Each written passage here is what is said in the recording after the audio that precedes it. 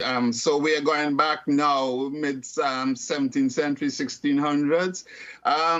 King Charles I was perhaps the monarch, I think, that opened the trade between Britain and Africa. That was originally gold, minerals, etc., that opened that trade up to human trafficking, to the enslavement, to the movement of enslaved Africans. King Charles II, who followed him, actually was responsible, along with his then cousin, who later became James I, totally responsible for and ownership of the Royal African Company that moved more Africans off of the continent into the Americas than any other company in history. So what we're talking about here is the involvement of British monarchy in the ownership and the operation of the transatlantic, I prefer to call it, of the European slave trade, the movement of Africans here into the Caribbean. And so we now see this movement, and even before Charles I, we can be addressing Elizabeth I, and we see this recurrence, of course, in the names that we're talking about. And so we now supposedly should be mourning the death of Elizabeth II, and welcoming a Charles III. But we know them. We know these Charleses, and we know these Elizabeths. So there's virtually no mourning for me at this moment. I'd also like to bring in Mutaba. A lot of people claim that Queen Elizabeth was not responsible for what her ancestors did. She herself said that slavery was legal at the time, so she don't really recognize what we in the Caribbean is talking about. Now, we have to realize in 1952, that was when she ascended the throne of England. And if you check the history between 1952 and now, you will see that even though slavery was abolished, but they, what we call it, redefined slavery and call it colonialism. And colonialism in this part of the world was represented by the throne of England. So we're not really talking now about an individual person. We're talking about a corporation, an institution, which is called the Monarchy of England, that has totally devastated a lot of the progress we could have made if it wasn't for this what we call colonialism interpreted to us as slavery still. Now, we have to remember, in her time, there was the Mama uprising, which is a very interesting case because she was actually named Queen of England when she was in Kenya. And the cruel and wicked things that the British Army did to the African people there cannot be seen as just, okay, that is just something. And she had never granted any sympathy or say anything that would say, well, you know, she have a kind of art to what was taking place. We look in South Africa during the apartheid system. The British is part of that wicked apartheid regime that devastated and killed thousands of Africans who was fighting for right to be a person in South Africa. And it was recently, even during the time of Mandela and Winnie Mandela, that we was told that they were still on the list of terrorist groups. And even though England and this queen was ruling at that time, there was no effort to find out what is it they can do to alleviate the problems that confront African people in this part of the world. Now we come to the Caribbean in this time. The Caribbean has been devastated. We know in history, one of the richest plantation owners, cane owners, was a man by the name of William Beckford. William Beckford got his riches and became one of the richest men in England in that time. And up to this day, when we recognize how much people died because of the institutionalized slavery that they call colonialism, up to this day, the movement of our people, especially in Jamaica now, where our constitution was given to us by England through the hands of the so-called Bustamante and Norman Manley, who was recognized during that time in 1962 when Jamaica was supposed to be getting independent.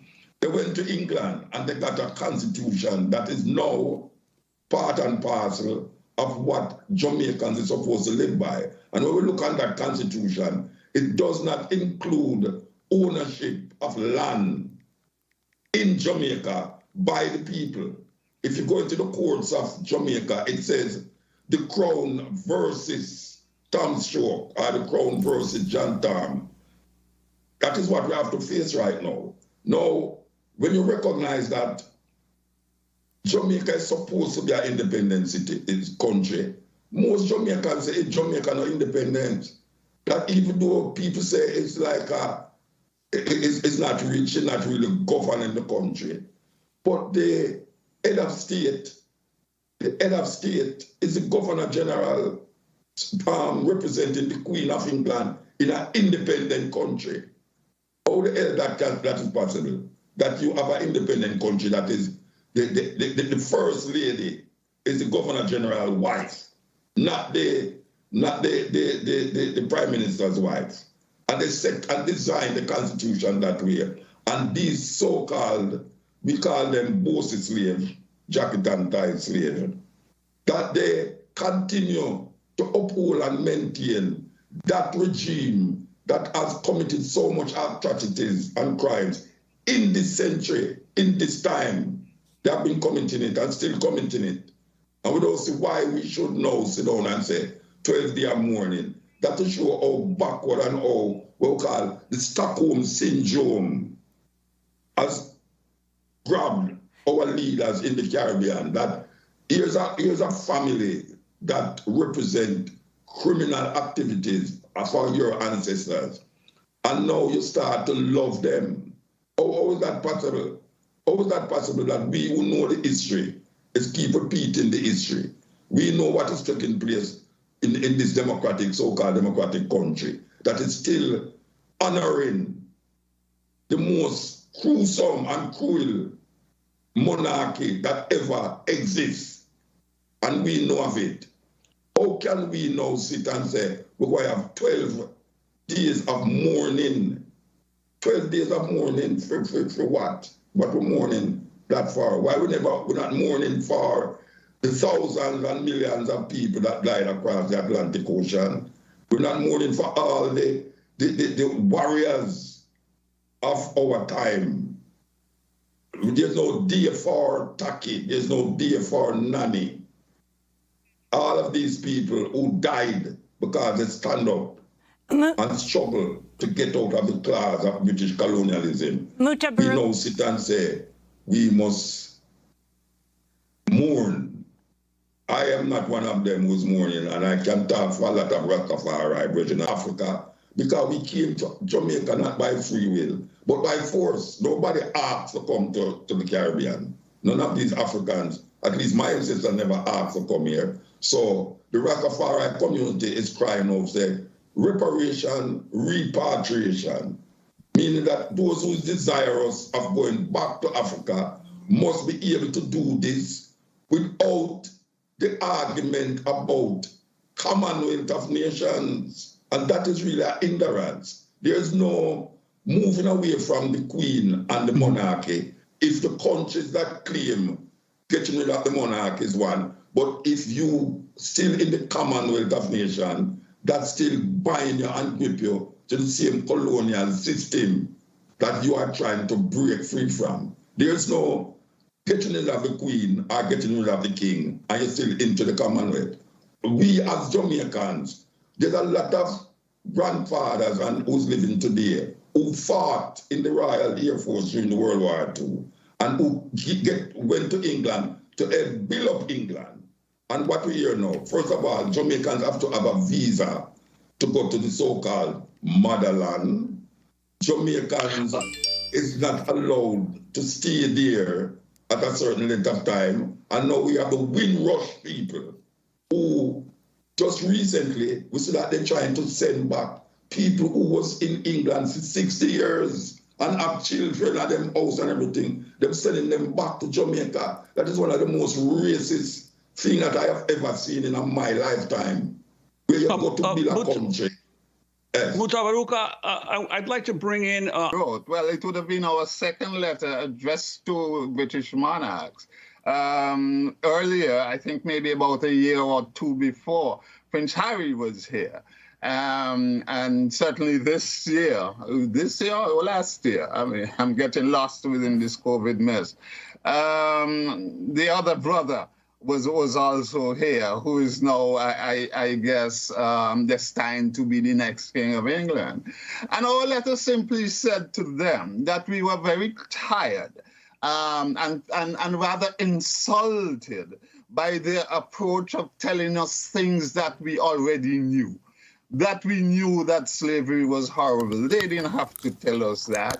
That we knew that genocide was committed. They didn't have to tell us that. And our letter simply said to them, well, please, do not come here and insult us further by saying things that the Tony Blairs have already said, that your Minister of Foreign Affairs had come and addressed the Parliament in Jamaica and looked at us as Caribbean people, as descendants of enslaved people, to tell us that we should forget it and just move on. That just let's forget this, move on. And that is essentially what we said in our letter. Now, in response to your the other part of your question of what does reparations look like for us? What does this moment mean to us in the reparations struggle? I think certainly that we're asking Britain to reassess its role in the intentional on the development of Africa and this Caribbean. Asking Britain to reassess its role in the genocide, in the plunder, in the violence that it exerted on African people on the continent and here in the Caribbean.